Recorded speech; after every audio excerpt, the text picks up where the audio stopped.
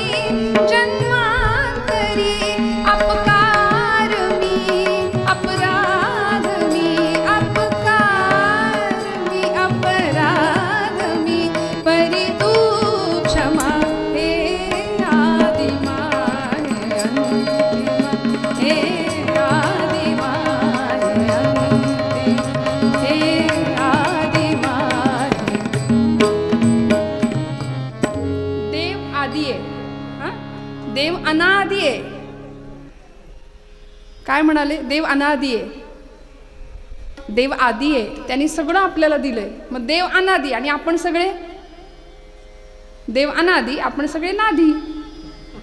सोपं की काढून टाकायचा. आपण कुठल्या ना कुठल्या नादात अडकलेले कायम कायम. त्यामुळे मग पारावर बसणारी मंडळी, थोडं माफ करा मी स्पष्ट बोलते, जरा माझ्यापेक्षा मोठी माणसं इथं आहेत, पण माऊलींना ओवी का द्यावी लागली? येथ वडील जे जे करीती तया नाम धर्म ठेवी. ती वडिलांवर, मोठ्या माणसांवर खूप मोठी जबाबदारी असते. पण पारावरची जुनी जाणती मंडळी जर हातात पत्ते घेऊन देशभराच्या गावाभराच्या चर्चा करत असतील तर कॉलेजला जाणाऱ्या पोरांनी बघायचं काय आणि शिकायचं काय? त्यामुळे देवाने इतकं सगळं दिलेलं असताना उत्तम आयुष्य, उत्तम जीवन परमेश्वरांनी दिलंय, मग त्याच्याकडे काय मागायचं? म्हणून म्हटलं देव अनादी, आपण नादी आहे. छंद एकच लागावा भगवंतांचा, मी गातो नाचतो आनंदे, वेडा झालो मी तव छंदे. तुकोबरायांना लागला होता, माऊलींना लागला होता. काय माऊलींचं ध्येय होतो? ज्ञानोबरायांचा हेतू परमार्थाचा विचारला ज्ञानोबरायांना. कशासाठी इथं आलेत? माऊली म्हणतात एकाच कारणाकरता मी इथं आलोय, अवघाची संसार सुखाचा करीन, आनंदे भरीन तिन्ही लोक. कशा करता आलो? जाईन गे माये तया पंढरपुरा, जाईन गे माये तया पंढरपुरा, जाईन गे माये तया पंढरपुरा, जाईन गे माये तया पंढरपुरा, जाईन गे माये तया पंढरपुरा, जाईन गे माये तया पंढरपुरा, जाईन गे माये तया पंढरपुरा, जाईन गे माये तया पंढरपुरा. भेटेन माहेरा आपुलिया, भेटेन माहेरा आपुलिया, जाईन गे माये तया पंढरपुरा, जाईन गे माये तया पंढरपुरा.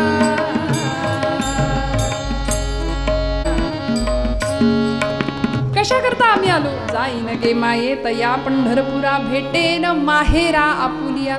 माझ्या येण्याचं इप्सित आहे, मला सगळा संसार सुखाचा करायचा आहे, हे ज्ञानोबरायांचं ध्येय होतं. आनंदाचे आवारू मांडू जगा, हे माऊलींचं ब्रीद होतं इथं येण्यामागचं. वास्तविक येण्याचं काही कारण नव्हतं. ज्ञानदेवा चित्ती हरिपाठ नेमा, मागील या जन्मा मुक्त झालो. मागच्या जन्मात आम्ही मुक्त झालोय, पण तरी सुद्धा आलो. कशा करता? आनंदाचे आवारू मांडू जगा, सगळ्या जगाला आनंद द्यावा, तिन्ही लोक आनंदाने भरून टाकावेत, अवघा संसार सुखाचा करावा, हे माऊलींच्या येण्याचं ब्रीद होतं. आता आपण स्वतःलाच प्रश्न विचारायचा, मी इथं का आलोय? माझ्या येण्याचं ब्रीद काय? लोकांना त्रास द्यायला? म्हणजे आपली सरकारची धोरण आहेत, पाणी अडवा पाणी जिरवा. आम्ही धोरण अवलंबले, याची अडवा त्याची जिरवा. जुन्या काळी एक सिरियल लागायची बघा दूरदर्शनवर, पांढरा म्हणजे ब्लॅक अँड व्हाईट टीव्ही असायचा. आता हे जुन्या माणसांना माहिती, आमची पिढी भाग्यवान की आम्हाला जुनंही पाहायला मिळालं आणि नवंही पाहायला मिळालं. आमची पिढी 80-90च्या दशकातली खूप भाग्यवान आहे. इथं असतील त्यांना कळेल. आपण कलर टीव्ही पण पाहिला आणि रंगीत टीव्ही पण पाहिला. आपण लँडलाईन पण वापरला, फोन नव्हता तोही काळ आपण पाहिला, आणि आता एकदम स्मार्टफोन सुद्धा आपण पाहतोय. या नवीन पिढीला तो आनंद नाहीये जो आपण अनुभवलाय. जुन्या माणसांनी जो काळ अनुभवला तो त्यांचा सुवर्ण काळ होता. ब्लॅक अँड व्हाईट टीव्हीवर माणसं, म्हणजे टीव्ही रंगीत नव्हता पण माणसाची मन रंगीत होती की नाही? खरं सांगा, कुठे काही अडचणी प्रतिकूलता जाणवत होत्या का? अहो, घरातलं एक माणूस कायम अँटिनेवर असायचं, गेल्या का मुंग्या, आल्या का मुंग्या, कायम. पण तरी आनंद होता, कुठं कुरकुर नव्हती, कुठं त्रास नव्हता, आहे की नाही? कायम सगळे मिळून एकत्र गुण्यागोविंदांनी. आता कुणाच्या घेण्यात नाही, कुणाच्या देण्यात नाही, कुणाचा चेहरा आम्हाला बघायचा नाही, नीट संवाद नाही, फक्त वाद जिथं जावं तिथं. आणि ते जिभेचं काम इतकं भयानक आहे, ती जीभ 2 प्रकारची कामं करते. पहिलं काम आहे स्वाद आणि दुसरं काम आहे वाद. म्हणजे चवी तर चाकते जीभ आणि दुसरं काम आहे वाद. म्हणून 99% भांडणं जिभेमुळे होतात. आणि ती कमी पडली की माणूस हाणामारीवर उतरतो. नाही हो, माऊलींनी खळांची व्यंकटी सांडो असं मागणं मागितलं, मैत्र जीवांचे ही अपेक्षा केली. मग इतकं व्यापक हृदय असलेल्या संतांना जेव्हा विचारलं जातं की काहीतरी मागा, तेव्हा तुकोबराय म्हणतात, देवा मला खरंच काही नकोय, खरंच काही नकोय. द्यायचं असेल ना, हेची भावी माझी आस, जन्मोजन्मी तुझा दास.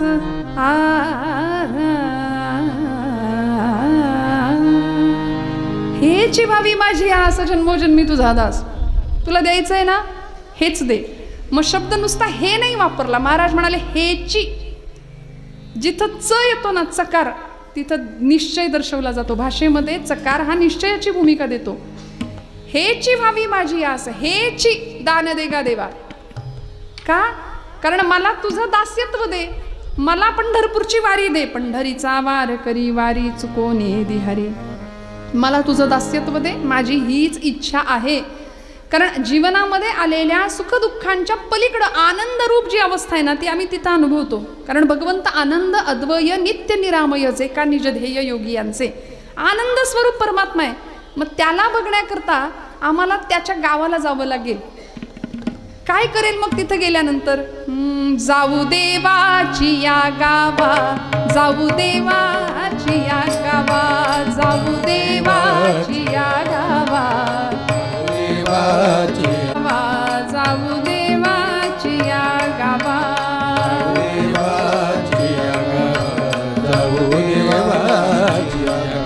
देव देईल विसावा, देव देईल विसावा, देव देईल विसावा, देव देईल. देवा सांगू सुख दुःख, काय करायचं? भगवंताच्या जवळ गेल्यानंतर परमेश्वराला काय सांगायचं? प्रापंचिक माणसाला सुख दुःख सांगत बसायचं नाही. बघा, संसारी माणूस एकमेकांना भेटल्यानंतर, बारीक वाजवा, संसारी माणूस एकमेकांना भेटल्यानंतर एकमेकांना चाचपतो. माझं चुकत असेल तर खरं सांगा. आता आजपासून प्रयोग करा. 2 माणसं एकमेकांना भेटली, पहिला प्रश्न विचारतात, कसं काय चाललंय, बरं आहे का? बरोबर? आपला सर्वसाधारण प्रश्न, कसं आहे तुमचं, बरं चाललंय का? पुढचा प्रश्न येतो, पूर्ण उत्तर येतं, बरंच चाललंय म्हणायचं. चाललंय आपलं रडत खडत. मग विचारणाऱ्या माणसाला फार बरं वाटतं. की चला म्हणजे आपलंच बिघडलंय असं नाही, याचंही बिघडलंय. संसारी माणूस असाच असतो म्हणून दुःख त्याला नाही सांगायचं, ते ट्रॅफिक जास्त वाढवतात. म्हणून दुःख आणि सुख कुणाला शेअर करायचं? देवा सांगू सुख दुःख, देवा सांगू सुख दुःख, देव निवारील भूक, देव निवारील भूक, देव निवारील भूक, देव निवारील भूक. तुका म्हणे आम्ही बाळे या देवाची लढीवाळे. काय करायचं? लढीवाळ होऊन जाता आलं पाहिजे, लेकरू होऊन जाता आलं पाहिजे. संतांनी आम्हाला हे शिक्षण दिलं बघा. अहंता बाजूला सांडायची आणि लेकरू होऊन देवाकडे जायचं. आज सगळा लाखोंचा समुदाय लेकरू बनून चाललाय आईच्या सोबत, माऊलींच्या सोबत. जगाची माय आहे ती. अक्षरशः आईनं आपल्या छत्राखाली घ्यावं. काय निष्ठा आहे, किती मोठी शिस्त आहे आज वारीला, लष्करी शिस्त आहे. कुठल्याही इव्हेंट मॅनेजमेंट कंपनीला न उलगडणारं कोड आहे आपली पंढरपूरची वारी. काय नियोजन आहे, काय शिस्त आहे, काय सुंदरता आहे, काय सोहळा आहे. ज्ञानोबरायांच्या कृपा छत्रछायेखाली सगळे वारकरी एका शिस्तीत चालतायत. कुठेही कुणाचा हेवा नाही, कुणाशी काही भांडण नाही, जाहिरातबाजी नाही, कुठं काहीच नाही. आनंदाने प्रेमाने पंढरपूरला भगवंताच्या सानिध्यात जाण्याचा प्रयत्न आहे ना. मग तिथं जाऊन काय करायचं? देवा सांगू सुख दुःख, देव निवारील भूक. तुकोबरायांना हे माहिती आहे म्हणून महाराज म्हणतात, देवा तुला मला द्यायचंय ना तर एकच दे, हेची व्हावी माझी आस, जन्मोजन्मी तुझा दास. मला तुझं दास्यत्व कर, दास्यत्व दे. नवविधा भक्ती प्रकारातली सर्वश्रेष्ठ असलेली भक्ती आहे दास्य भक्ती. श्रवणं कीर्तनं विष्णोस्मरणं पादसेवनं अर्चनं वंदनं दास्यं सख्यं आत्मनिवेदनं. श्रवण भक्तीपासून सुरुवात झालेली भक्ती आत्मनिवेदनापर्यंत आम्हाला घेऊन जाते आणि असा भगवंत आम्हाला प्राप्त होतो ना. मग तो दास्य हा टप्पा आहे एक त्या प्रकारातला, त्या भक्तीचा, त्या पायरी, एक पायरी आहे त्यातली. मग दास्य म्हणजे कुठली पदवी आहे का? नोबेल प्राइज आहे का? पद्मश्री पद्मविभूषण असा कुठला पुरस्कार आहे का? नाही. दास ही अवस्था आहे, दास ही भूमिका आहे. या दास्य भक्तीमध्ये सगळं द्यावं लागतं देवाला. संपत्ती, रूप, ऐश्वर्य, गुण, सौंदर्य हे सगळं नाही देऊन चालत. दास्य भक्तीमध्ये देवाला स्वतःलाच द्यावं लागतं, सर्वस्व अर्पण करावं लागतं. एक वेळ सर्व नाही दिलं तरी चालेल, पण स्व अर्पण करावा लागतो, सगळं द्यावं लागतं दास्यत्व भक्तीमध्ये. मग अशी दास्य भक्ती अनेकांनी केली. मारुतीरायांचं उदाहरण आपण दास्य भक्तीसाठी सगळ्यात मोठं मानतो ना. दिलं देवाला, स्वतःला देऊन टाकलं.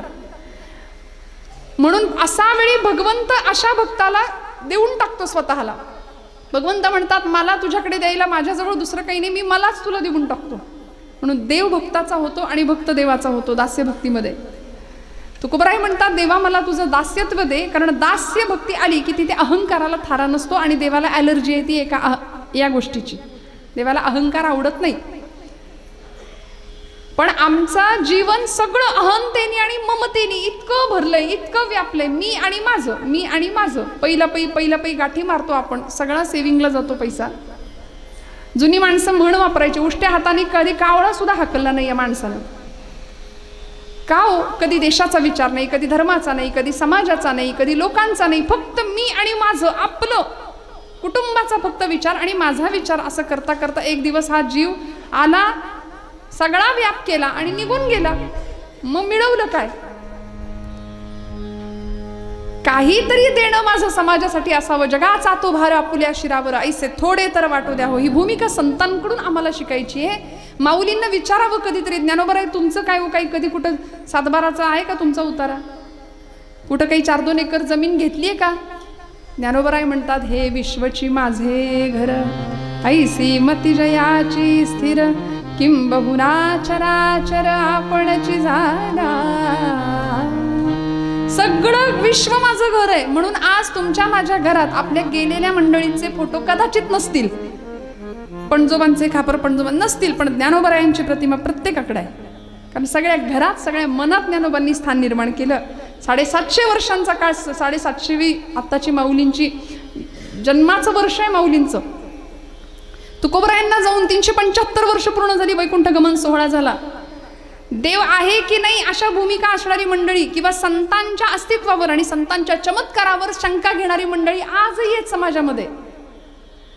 मला असं वाटतं ज्ञानोबरायांनी भिंत चालवली का नाही, रेड्यामुखी वेद बोलवली की नाही असं विचारणाऱ्यांनी, म्हणजे भिंत चालवली की नाही असं म्हणणाऱ्यांनी आधी वाघावर बसून यायचं आणि मग विचारायचं भिंत चालवली का ज्ञानोबरायांनी. जमेल का? आम्ही कुणावर शंका घेतो? किती काही म्हटलं तरी तुकोबराय मानव देहासहित वैकुंठाला गेले होते हे त्रिकालाबाधित सत्य आहे की नाही. मग इथे शंका आणतो आम्ही, त्यामुळे आमचं नुकसान आमचा घात करतं किंवा आमचंच नुकसान होण्याला आम्ही कारण ठरतो. मग अशा सगळ्यातून पार होण्याकरता दास्यभक्ती तुकोबराय मागतात आणि म्हणतात, पंढरीचा वार करी वारी चुकोने दि हरी. भगवंता मला पंढरपूरची वारी दे. का हो, पंढरीचीच वारी का मागितली?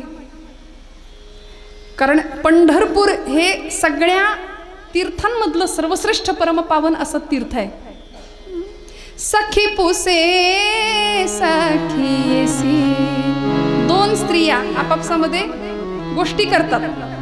दोन मैत्रिणी भेटल्या की आपापसामध्ये त्यांनी काय बोललं पाहिजे हे आम्हाला ज्ञानोबराय शिकवतात. बघा, आम्ही दोन मैत्रिणी एकत्र खूप दिवसांनी भेटलो की तुझ्या गळ्यातलं किती तोळ्याचं आणि माझ्या गळ्यातलं किती तोळ्याचं, तुझी साडी किती रुपयाची, माझी साडी किती रुपयाची, याच्यातच आपलं सगळं जाते ना, चर्चा संपून जाते.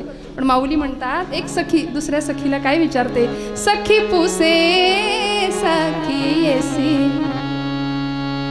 युगे झाली 28, अद्यापी वर कटेवरी कर भिवरे तीरा, वाळवंटी संत सभा सभा, देव का हो विटेवरी उभा उभा, देव का हो विटेवरी उभा उभा, देव का हो विटेवरी, देव का हो विटेवरी उभा, देव का हो विटेवरी उभा. काय झालं? देव का विटेवर उभा राहिलाय याचं कारण नेती असलेले म्हणणारे वेद सुद्धा म्हणतात, पुसू नका बाई वेदासी काही, शेष शिणल्या झाल्या 2सहस्त्र जिभा जिभा, देव का हो विटेवरी उभा उभा. वर्णन करता करता वेद म्हणाले, न इति नेती नेती. भगवंत सांगताच येत नाही कसा आहे तो, का विटेवर आला असेल. विटेवर येण्याचं कारण आपल्या सगळ्यांना माहिती, रुक्मिणी रुसली म्हणून भगवंत विटेवर आला. पुंडलिकाचं निमित्त केलं भगवंतांनी, पुंडलिकाचा भक्तासाठी भगवंत विटेवर आला. तुमच्या माझ्या अनेक असलेल्या संत मांदियाळीसाठी पांडुरंग परमात्मा तिष्ठत 28 युगांपासून देव विटेवर उभा आहे. तुकोबराय सांगतात, तुझ्यासाठी मला पंढरपूरची वारी दे, पंढरीचा वार करी वारी चुकोने दि हरी. तुकोबरायांनी तिसरं मागणं मागितलं, संत संग सर्व काळ अखंड प्रेमाचा कल्लोळ. संतांच्या जवळ फक्त प्रेम आहे. बघा, प्रेम तुम्हाला मला जगात कुठेही सापडणार नाही. खरं प्रेम, खरी माया, खरी ममता फक्त 2 ठिकाणी मिळते, एक आई आणि एक दुसरे संत. एक आई बाप आणि दुसरे संत. पित्याच्या ठिकाणी प्रेम मिळेल, मातेच्या ठिकाणी प्रेम मिळेल आणि संतांच्या ठिकाणी प्रेम मिळेल. म्हणून ज्याला कोणी नाही ना, जो अनाथ आहे, त्यांनी ठामपणे समजून जावं, ज्ञानोबा माझी आई आहे आणि तुकोबा माझा बाप आहे. ज्याला कुणीच नाही त्यांना ज्ञानोबा आहे, तुकोबा आहे. म्हणून माऊलींची भाषा ज्ञानेश्वरीतली आईची भाषा आहे आणि तुकोबांची गाथेतली भाषा ही बापाची भाषा आहे. बघा, आहे की नाही? नित्य पठणात नित्य वाचनात असणाऱ्या मंडळींना मी काय म्हणते ते लक्षात येईल. आईची भाषा आहे. जरा एकही शब्द कठोर नाही माझ्या ज्ञानेश्वरी माऊलींचा. म्हणजे येरवी तरी मी मूर्खू असं म्हणणारे ज्ञानोबा आहे. मूर्ख म्हणायचं झालं तर स्वतःला म्हणून घेतात आणि तो मूर्ख सुद्धा उकारांत वळवतात, मूर्खू म्हणतात. तो सुद्धा टोचला नाही पाहिजे शब्द. आणि आपल्या बाबतीत बोलायचं झालं तर मूर्ख शब्दापासून आपला स्टार्टर असतो, तो तिथनं सुरुवात होते आपली. मग तुला बघून घेतो, तुझं बघतो, मग जे काय असतं ते आता ज्याचं त्याला माहिती, मी काही बोलणार नाही.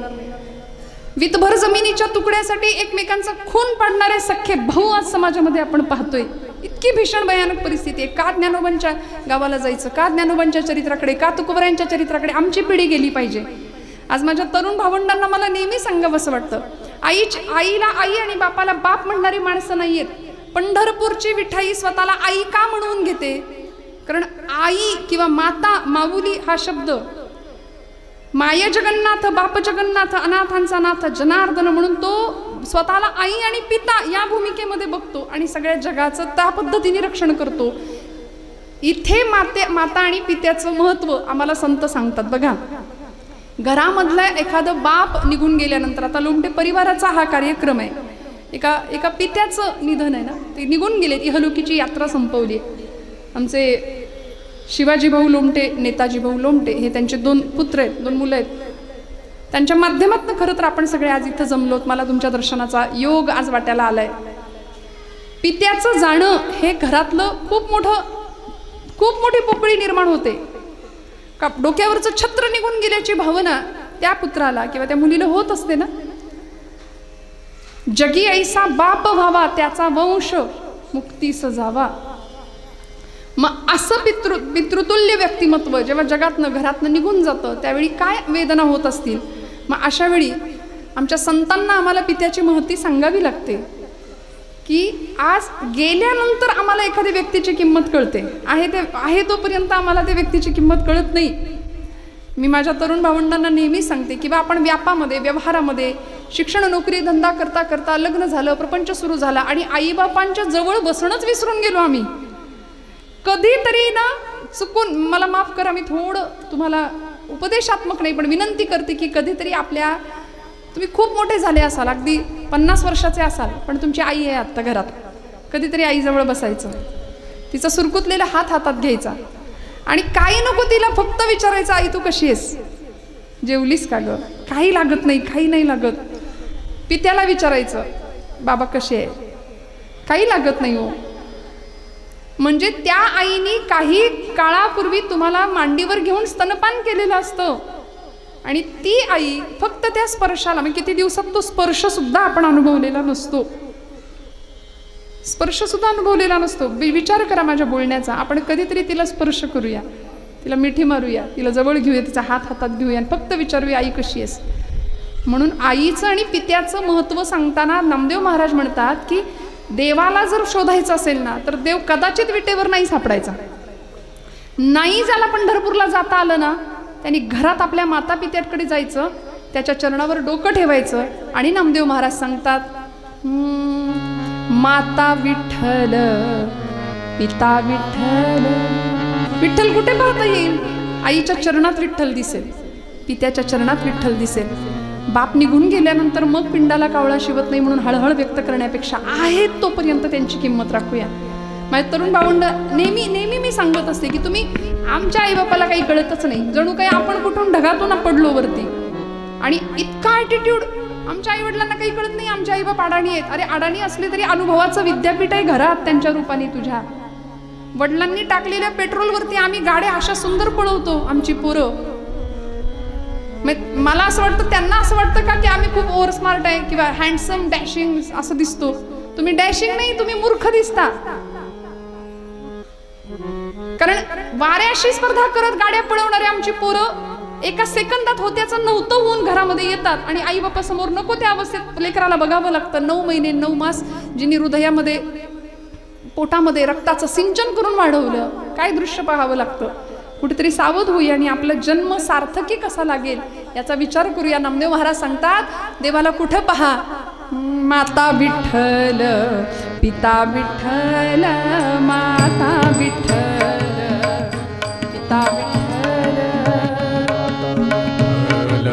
पिता विठ्ठल, माता विठ्ठल, पिता विठ्ठल, बंधू विठ्ठल, गोत्र विठ्ठल, बंधू विठ्ठल, गोत्र विठ्ठल, तीर्थ विठ्ठल, क्षेत्र विठ्ठल, तीर्थ विठ्ठल,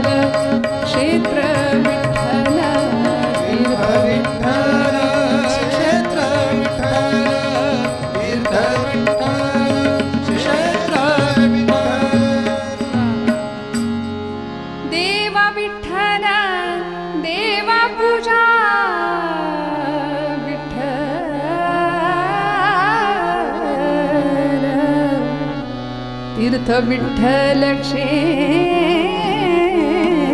विठ्ठल, सगळीकडे विठ्ठल पाहता आला पाहिजे.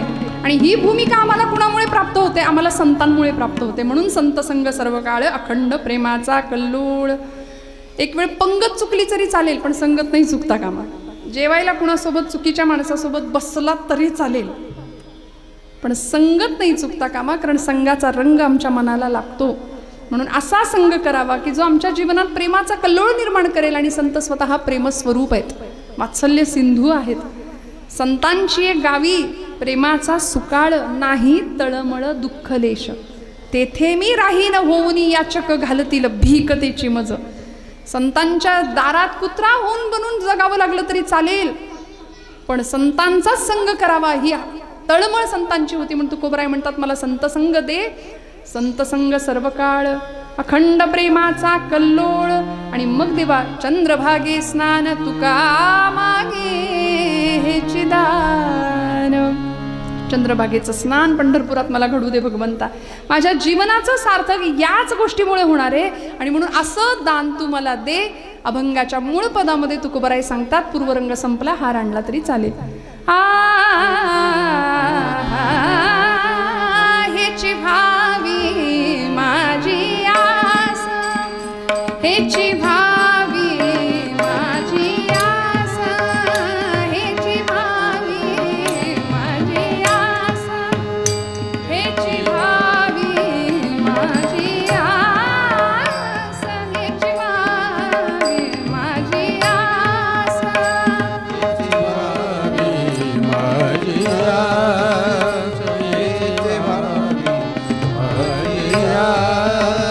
जन्मोजन्मी तुझा दास, जन्मोजन्मी तुझा दास, पंढरीचा वारकरी, पंढरीचा वारकरी, पंढरीचा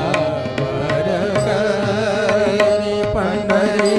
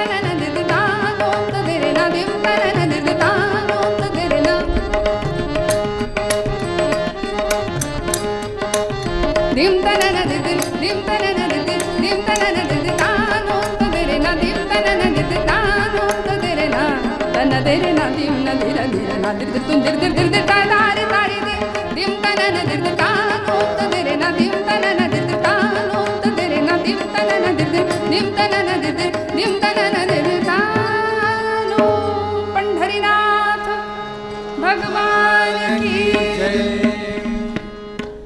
कथेच्या नियमानुसार थोडा वेळ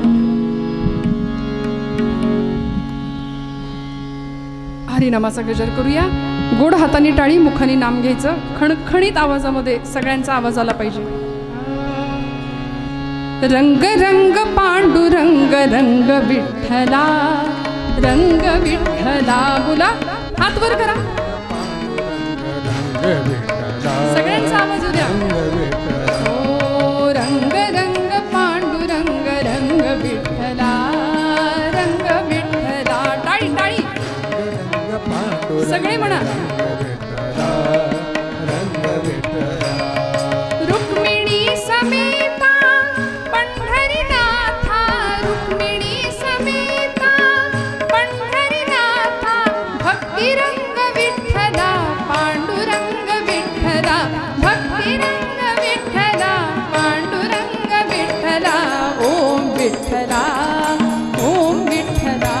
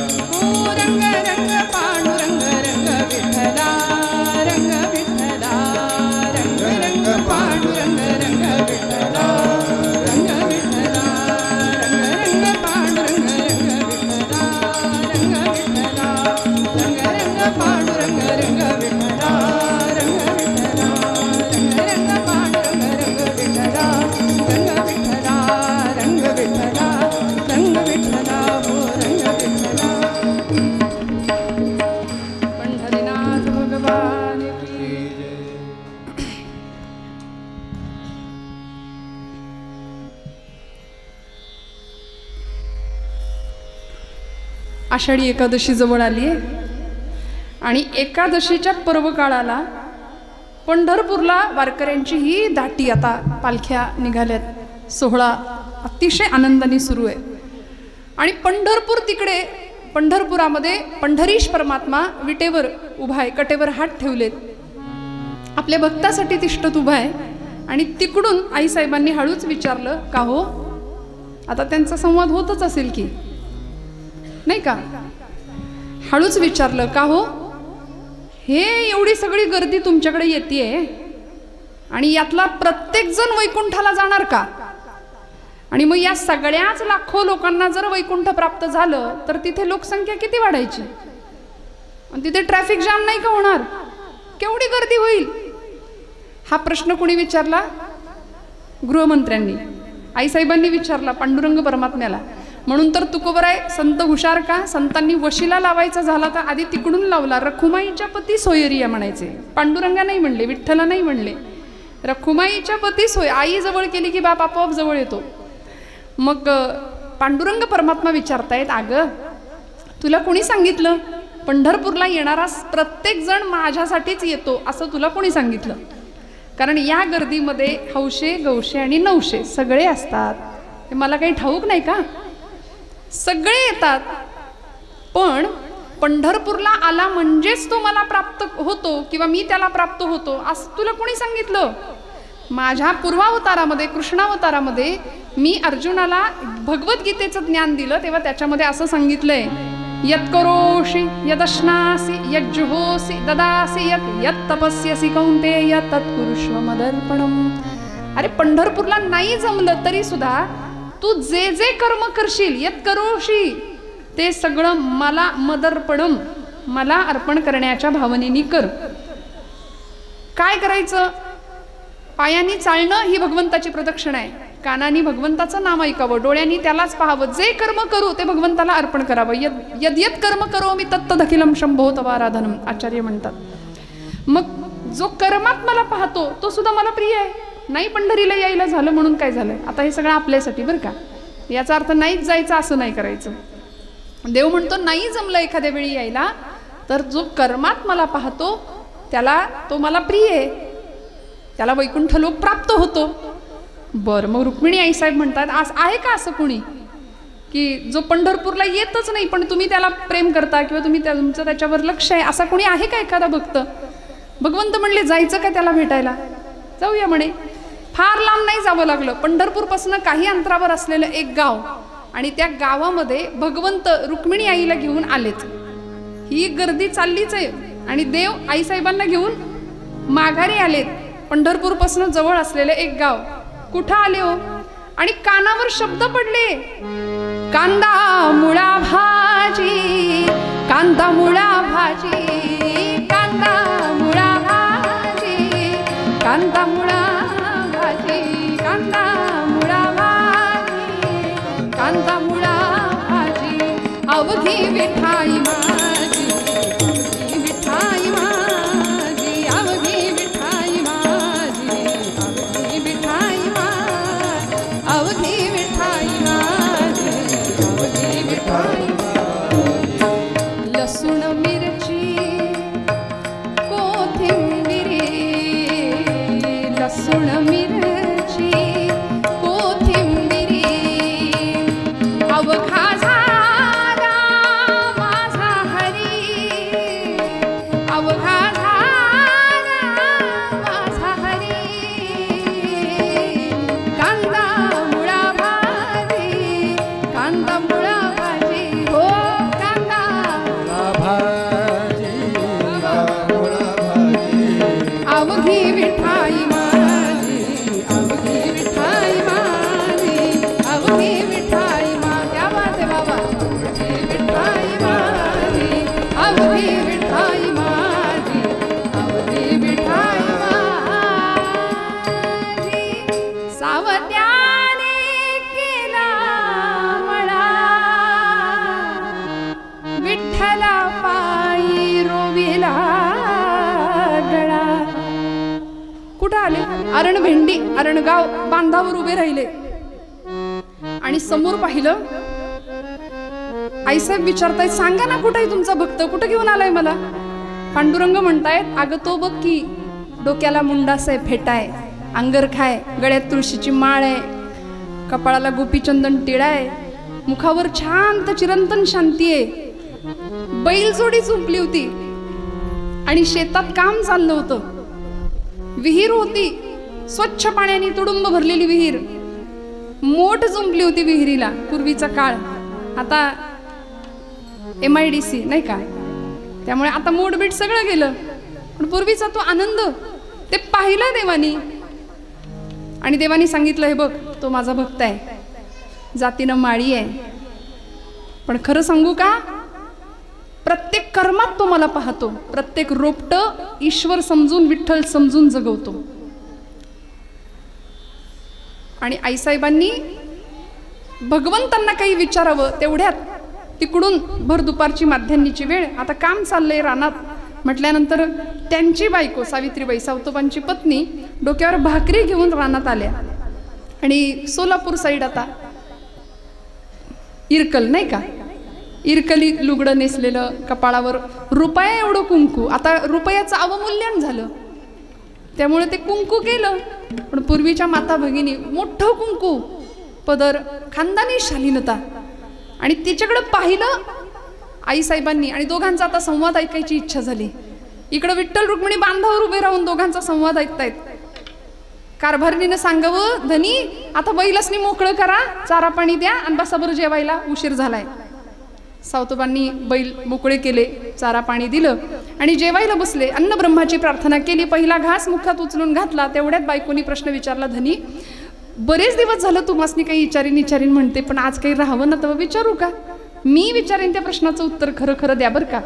सावतोबा म्हणली अगं विचार की, एवढा कसला विचार करतीस त्यात? अहो तुम्ही पांडुरंगाचा भक्त हायसा, कपाळाला गोपीचंदन टिळा असतो, बुक्का असतो, गळ्यात तुळशीची माळ असते, पण पंढरीला गेलेलं मी कधीच तुम्हाला पाहिलं नाही 15 वर्षात. आज आपल्या लग्नाला 15 वर्ष झाली. आपल्याला 8 वर्षाची नांगिता नावाची मुलगी आहे, नागू नाव सावतोबांच्या मुलीचं. पंढरपूरला गेलेलंच पाहिलं नाही. सावतोबा हसले आणि म्हणाले, कारभारने हा आहे का ग तुझा प्रश्न, तुला उत्तर देतो. जेवण आटोपलं, हात धुतला आणि बैलांच्या जवळ गेले. बैलांच्या पाठीवर एक मस्त थाप मारली आणि आपल्या कारभारणीला सांगितलं, बघा अगं पंढरपूरला मी जात नाही याचं कारण तुला ऐकायचंय ना, कारण माझा पांडुरंग सगळीकडे आहे असं मी जाणतो. ईश्वरच सर्वभूतानामृद्देशे अर्जुन तिष्ठती ब्राह्मण सर्वभूतानी यंत्रारूढानी मायया. गीतेचं तत्वज्ञान, उपनिषदांचं गहन तत्वज्ञान सावतोबा आपल्या बायकोला सोप्प करून सांगतायत. एको देवा हा सर्वभूतेषु गूढ, हा सर्वव्यापी सर्वभूतांतरात्मा. सावतोबा म्हणतायत, अगं देव माझा कुठं आहे माहितीये, पांडुरंग कुठं आहे सांगू का तुला. बैल विठ्ठल, बैलाच्या पाठीवर थाप मारली आणि सांगितलं, इथं विठ्ठल आहे माझा. शेत विठ्ठल, बैल विठ्ठल, शेत विठ्ठल, बैल विठ्ठल, शेत विठ्ठल, विश्व विठ्ठल गे. बैल विठ्ठल, शेत विठ्ठल, विश्व विठ्ठल गे. विठ्ठल वाणी मोठ काळी ती बी विठ्ठल गे. विठ्ठल वाणी मोठ काळी ती बी विठ्ठल गे. बैल विठ्ठल, शेत विठ्ठल, विश्व विठ्ठल गे.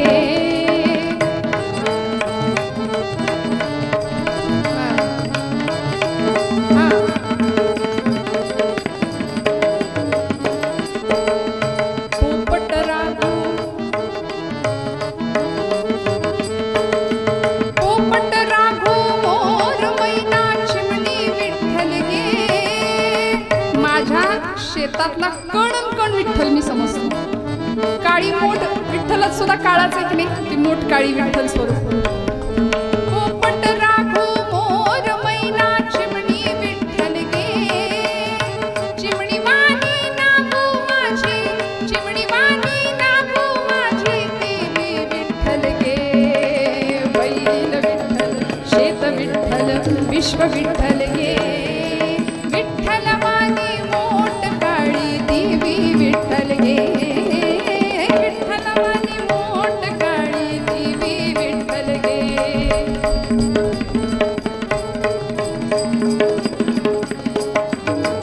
वृक्ष विठ्ठल, वापी विठ्ठल, वेली विठ्ठल गे. वेली वाणी सखये माझी तू बी विठ्ठल गे. वेली वाणी सखये माझी तू बी विठ्ठल गे. बैल विठ्ठल, शेत विठ्ठल, विश्व विठ्ठल गे. विठ्ठल वाणी मोठ काळी, क्या बात है बाबा.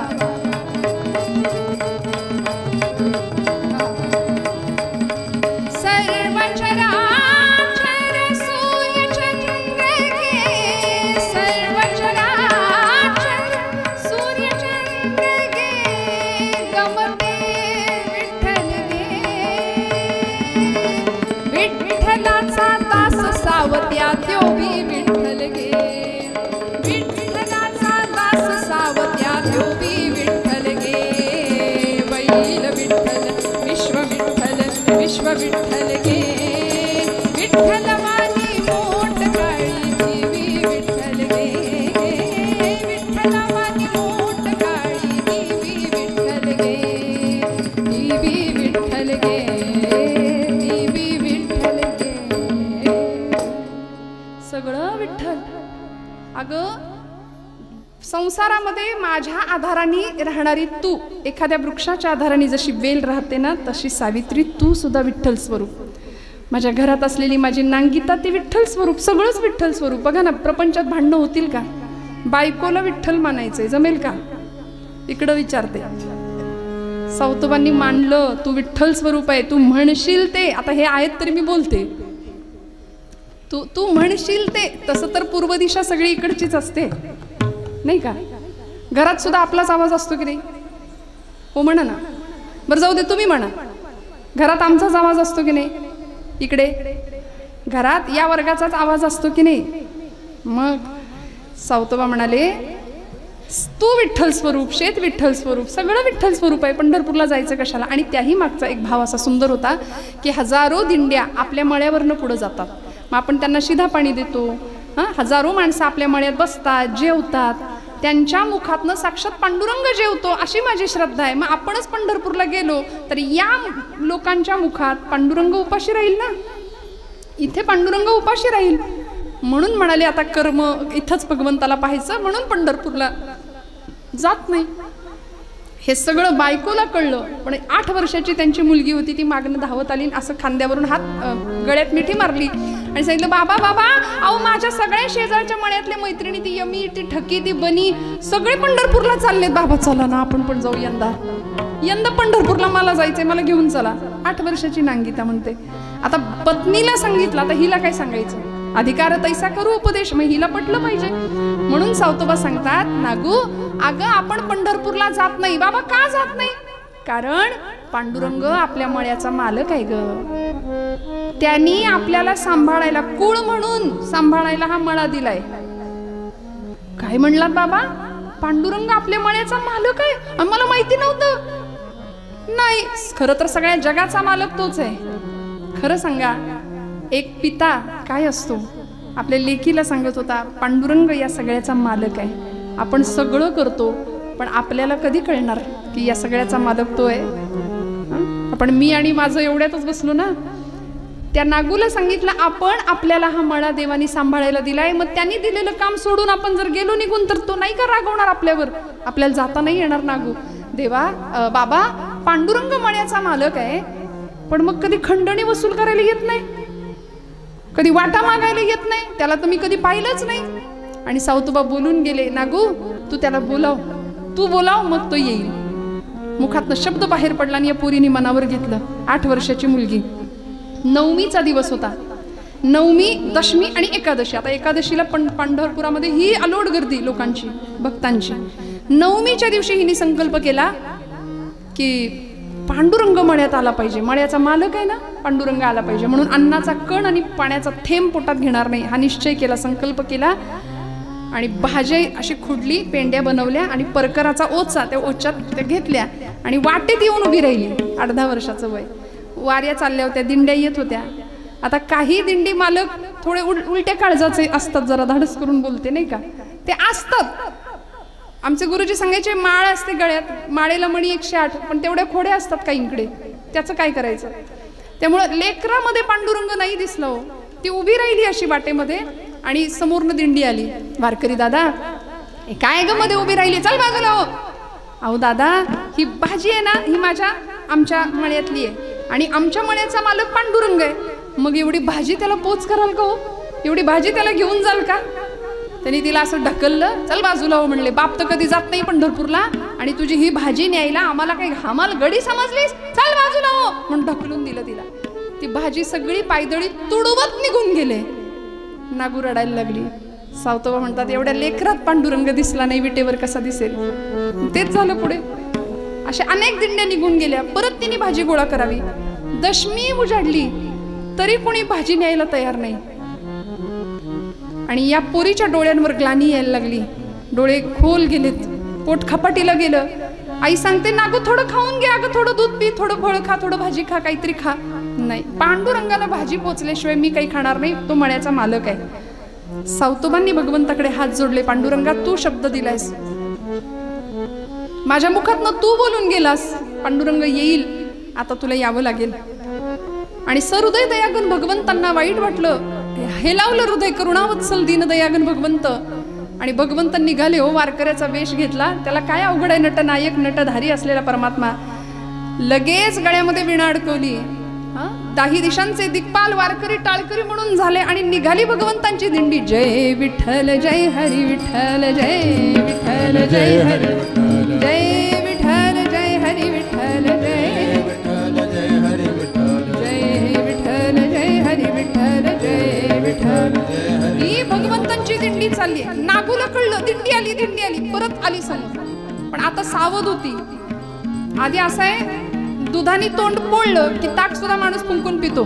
त्यामुळे समोर आली आणि सावधपणे विचारलं, दादा पंढरपूरला निघालायसा? पांडुरंग म्हणले, हो बाळा, पंढरपूरला चाललोय. साक्षात पांडुरंग परमात्मा. अहो काय बाळा, तुझं काय काम आहे? काही नाही, आमचा हा मळा आहे ना, त्या मळ्याचा मालक आहे तो पांडुरंग. एवढी भाजी त्याला न्याल का? ही भाजी त्याला पोच कराल का? पांडुरंग म्हणले हो नेतो की.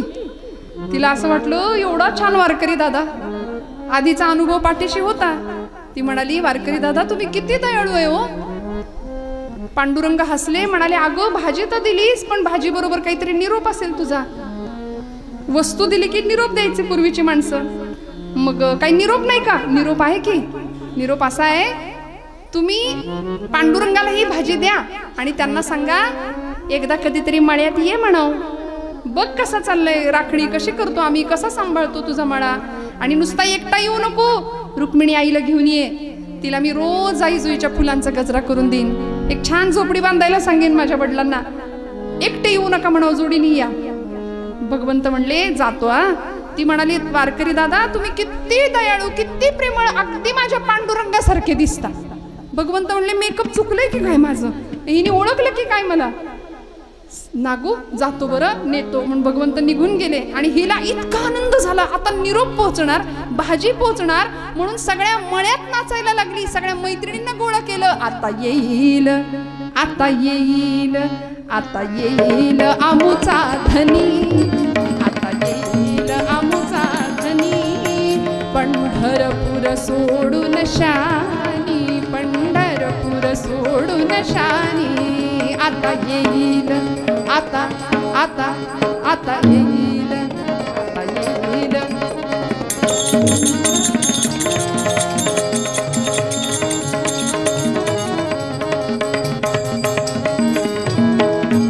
तो गरुडावरी बैसुनी, तो गरुडावरी बैसुनी, संगे घेऊन रुक्मिणी राणी, संगे घेऊन रुक्मिणी राणी.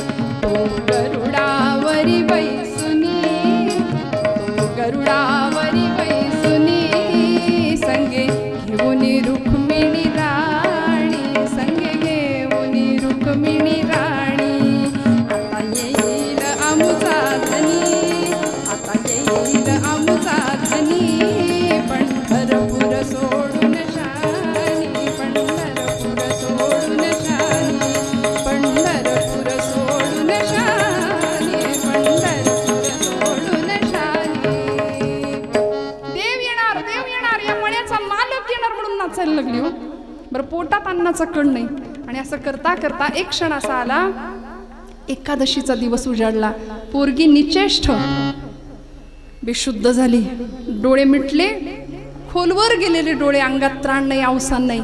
सावतोबांनी असं हातावर घेतलंय, देवा किती पोरीनं वाट पाहिली तुझी, कधी येशील पांडुरंगा, येशील का नाही येशील रे. पोरगी पोटात अन्नाचा कण घ्यायला तयार नाही, पाण्याचा थेंब घ्यायला तयार नाही.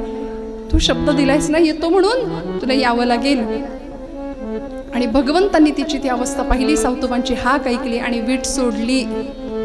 देव निघाले. आता देवाला निघायचं तरी कसं, एकादशीचा दिवस. देव एकादशीला तर पांडुरंग विठ्ठेवर पाहिजेच. आणि एकादशीच्या दिवशी जर देवानं वीट सोडली तर सगळ्या संतांना देव दिसणार कसा. आता कुणाचं त्याच्याकडे लक्ष असतं नसतं हा भाग वेगळा आहे, पण अधिकारी संतांना देव दिसला पाहिजे विटेवर. आणि पांडुरंग परमात्म्याच्या पंढरपुरामध्ये हा भक्तीचा जागर, कीर्तनाचा, नामदेव महाराजांचं कीर्तन रंगले.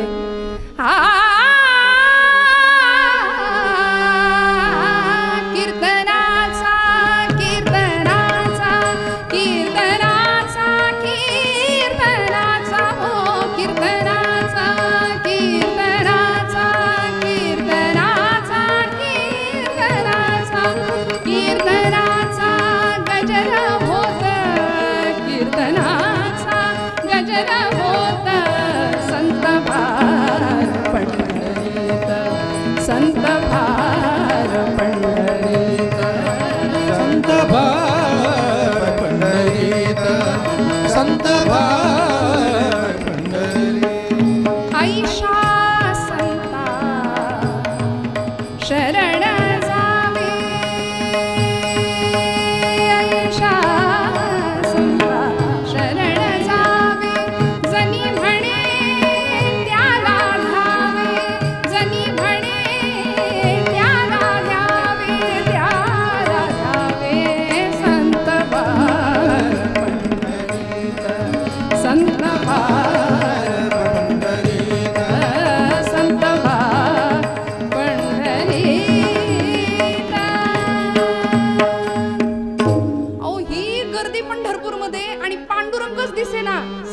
नाही, फक्त ज्ञानदेवांना नामदेवांना तो दिसेना. ज्ञानोबा माऊली म्हणतायत पांडुरंग नाहीये विटेवर. नामदेव महाराज विचारतायत ज्ञानोबा कुठे गेला असेल, आणि माऊलींनी सांगावं न येणाऱ्या भक्ताकडे गेला असेल. जो कधीच पंढरपूरला येत नाही त्या भक्ताकडे गेल. झालंय 5 मिनिटात संपवणार आहे. मला माहिती आहे घड्याळ पुढे गेलंय, खूपच पुढे गेलंय. 11ला सुरू झालेलं कीर्तन खरं तर 1ला कमीत कमी संपायला हवं होतं. मी संपवते अगदी 5 मिनिटात. न येणाऱ्या भक्ताकडे पांडुरंग गेलाय म्हणून सगळं पंढरपूर, सगळी संत मांदियाळी पांडुरंगाच्या शोधात सावतोबांच्या मळ्यात पोहोचली. भगवंत आले. मला गोष्ट सांगते, आता आपण सुद्धा घरी गेल्यावर एक विळा घ्यायचा मस्तपैकी. आपण एवढं तर करू शकतो ना, देवाला ठेवायचंय हृदयात, मस्त धारधार घ्यायचं शस्त्र, छातीत देवाला ठेवायचं. जमणार आहे का? नाही ना. अहो हृदय बंदीखाना केला आता विठ्ठल कोंडीला. हे त्यामागचं कोडं उलगडलंय जनाबाईंनी. सावतो म्हणतात साठविला हरी जिही हृदय मंदिरी तुकोबाई म्हणतात, त्यांची सरली येर झार झाला सफल व्यापार. देवाला हृदयात साठवता येतं. सावतोबांनी साठवलं. आणि सगळे संत ज्यावेळी तिथं आले मळ्यात त्यावेळी म्हणाले सावतोबा पांडुरंगाला बघायचे. पांडुरंग कुठे आहे सांगा, लवकर त्याला प्रगट व्हायला सांगा. सावतोबांनी हात जोडले. पांडुरंगा बराच वेळ तुझ्यासाठी तिष्ठत उभेत. पांडुरंग परमात्म्याने नागूची समजूत घातली. तिच्या मुखात स्वतः दूध भगवंतानी मनागुला पाजले. आणि तिला इतका आनंद झाला, मळ्याचा मालक आला, पांडुरंग आला, पांडुरंग आला म्हणून. सगळ्या संतांना दर्शनाची अपेक्षा केली आणि सगळ्या संतांना पांडुरंग परमात्म्याने या प्रसंगामध्ये दर्शन दिलं. तुकोबराय आम्हाला मूळ पदामध्ये हेच सांगतात की देवा जन्मोजन्मी तुझं दास्यत्व मला दे, चंद्रभागेचं स्नान दे, संतांचा संग दे आणि पंढरपूरची वारी माझ्याकडून घडू दे. हेच मागणं तुकोबराय मागतात. भगवंत दर्शन देतो, भगवंत तिष्ठत उभा राहतो आणि भक्तांच्या मनोकामना पूर्ण करतो. कशा? सगळ्या संतांना या प्रसंगात दर्शन दिलं. झालेली सेवा भगवंत चरणावर समर्पित करत असताना, बोलत असताना काही वेडवाकडं गेलं असेल तर मोठ्या अंतकणाने क्षमा करा. कीर्तनाची वेळ बरीच पुढे निघून गेली, पण तरी सुद्धा आपण एवढ्या संख्येने इथे उपस्थित राहिलात. माझ्या सर्व साथीदार आपल्या गायन मंडळींना, दोनही आमचे कृष्णादादा असतील आणि भगवान महाराज असतील, मनापासून त्यांनाही नमस्कार करते. आपण सर्वच मंडळी, माझ्या सर्व उत्कृष्ट साथीदारांना, परमादरणीय आमचे कापरे बाप्पा असतील, खूप म्हणजे या कीर्तन सेवेसाठी त्यांनी जे काही असं हात धुवून पाठीशी लागणं ज्याला म्हण आहे आपल्या मराठीत, तसं जणू काही केलंय. पण आता काय सांगू, किती मेसेजेस आणि किती फोन, पण तरी सुद्धा ही सेवा इथे घडवायचीच होती काही करून. हा त्यांचा अट्टहास होता. आपण सर्वच मंडळी त्यांना सहकार्य करणारी ठरलात आणि माझ्या परमभाग्याने मला इथे येता आलं, सगळ्यांचं दर्शन घेता आलं. सगळ्यांना नमस्कार करते. भगवंत प्रगट झाला. सगळ्यांना प्रार्थना करून सेवेला विराम देऊया, आरती घेऊया आणि मग थांबूया.